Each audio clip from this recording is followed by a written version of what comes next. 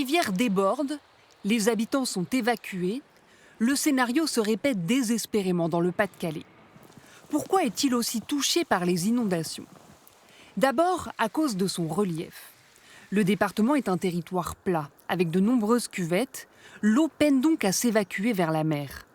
D'autant que les sols l'absorbent mal. On a une configuration géographique et géologique dans les Hauts-de-France qui est particulière, avec des sols qui sont argileux. Ces argiles, ils empêchent l'eau de s'infiltrer dans le sol, ce qui fait que ça reste en surface et ça participe aussi malheureusement aux inondations. La seule solution est bien souvent de recourir à ces grandes pompes pour la déverser dans des canaux. Autre explication, le Pas-de-Calais est une zone côtière.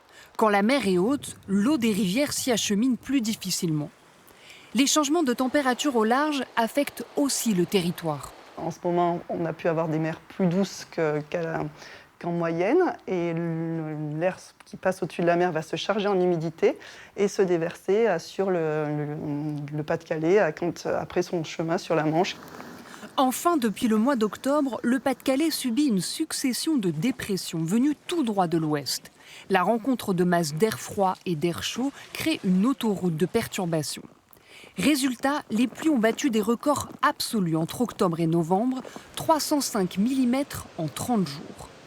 Ce week-end, le beau temps devrait faire son retour, offrant un peu de répit à une région saturée.